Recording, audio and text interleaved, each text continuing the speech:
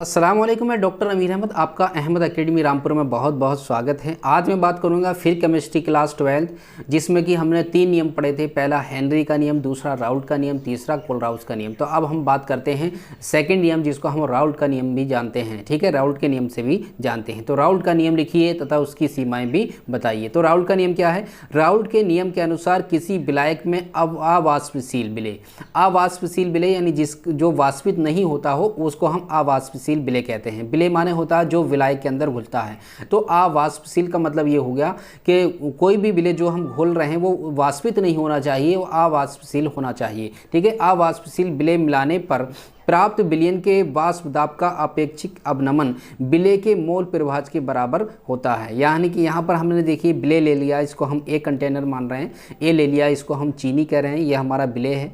विलेय क्या है? ये चीनी पानी के अंदर घुल जाता है। ठीक है, ये बी विलायक है जिसको हम पानी कह रहे हैं, ये विलायक कहलाएगा। इसी तरीके से ये विलेय को विलायक के अंदर घोल दिया हमने, तो ये भी यानी विलयन बन गया, इसको हम शरबत कह रहे हैं, यानी फिर ये विलयन बन गया आपका। ठीक है, तो ये हमारा विलयन बन गया। अब हम बात करते हैं वाष्प दाब का अपेक्षिक अवनमन बराबर होता है विलेय के मोल प्रभाज, विलेय के मोल प्रभाज। यानी कि जो यहाँ पर पी नोट, इसका हम वाष्प दाब का अपेक्षिक अवनमन बताते हैं कि ये किसके बराबर होगा? ये पी नोट माइनस, इसे हम नोट भी कह सकते हैं, जीरो भी कह सकते हैं, P naught minus P S upon P note.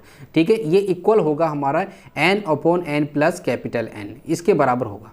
तनु विलयन के लिए स्मॉल एन और प्लस कैपिटल एन बराबर क्या हो जाएगा हमारा? कैपिटल एन रखने पर, यानी कि स्मॉल एन और कैपिटल एन बराबर कैपिटल एन रखने पर हम क्या कर देंगे?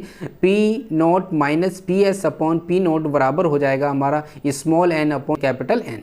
ठीक है, P naught minus P S upon P naught बराबर हो जाएगा हमारा small N upon capital N. यहाँ पर हमने एन इक्वल पढ़ा था कि हमारा small W upon small M, और कैपिटल एन इक्वल होता है हमारा capital W upon capital M. ठीक है, तो इस तरीके से अगर हम यहाँ पर एन और एन के कैपिटल एन और स्मॉल एन के मान इसमें रखते हैं तो क्या हो जाएगा हमारा?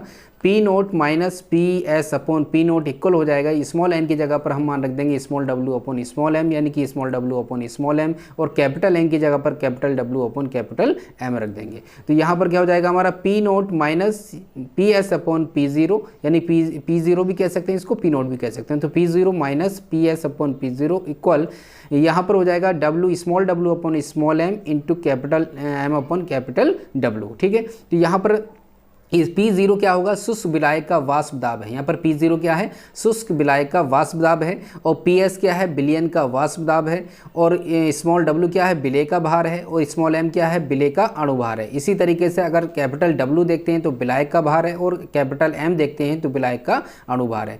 तो स्मॉल m क्या है? विलेय का अणुभार है, और यानी कैपिटल M जो है हमारा वो विलायक का अणुभार है। इसी तरीके से स्मॉल w जो है विलेय का भार है, और कैपिटल W जो है विलायक का भार है। यानी जो हम विलेय घोल रहे हैं उसमें, तो विलेय को हम स्मॉल w और स्मॉल m से शो कर रहे हैं, और विलायक को कैपिटल W और कैपिटल M से शो कर रहे हैं। ठीक है, तो ये था हमारा राउल्ट का नियम। अब राउल्ट के नियम की सीमाएं देखते हैं। ठीक है, राउल्ट के नियम की सीमाएं क्या है? यहाँ पर ये तनु विलयन पर लागू होता है। ये जो नियम है वो तनु विलयन पर लागू होता है, वो तनु विलयन पर लागू नहीं होता।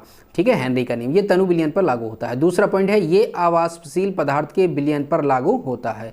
ये जो नियम है हमारा राउल्ट का नियम, ये अवाष्पशील पदार्थ के विलयन पर लागू होता है। यानी कि जो विलयन वाष्पित नहीं होता, यानी कि जो है ये वाष्पित नहीं होता, उस विलयन पर ये नियम लागू होता है। तीसरा पॉइंट क्या है? ये विद्युत अपघट्य के विलयन पर लागू नहीं होता। ये विद्युत अपघट्य के विलयन पर लागू नहीं होता। अर्थात जैसे NaCl है, NaHCl है, KCl है, H2SO4 है, इन विलयनों पर जो है लागू नहीं होता, क्योंकि ये विद्युत अपघटित हो जाते हैं, इसलिए इन विलयन पर ये नियम लागू नहीं होता है। देखिए NaCl है तो Na positive, Cl negative, H positive, Cl negative, K positive, Cl negative. ठीक है, S पॉजिटिव, SO4 निगेटिव। तो इन नियमों पर ये नियम लागू नहीं होता है। ठीक है, ये हमारे क्या है? ये विद्युत अपघट्य के विलयन पर लागू नहीं होता है। किन पर लागू होता है? ये इन पर लागू होता है, जैसे C6H12O6 ग्लूकोज और NH2CONH2, ठीक है, आदि पर लागू होता है। तो ये था हमारा राउल्ट का नियम। अब हम जानते हैं राउल्ट के नियम के बारे में, हम कोलराउस नियम के बारे में पढ़ेंगे नेक्स्ट वीडियो में।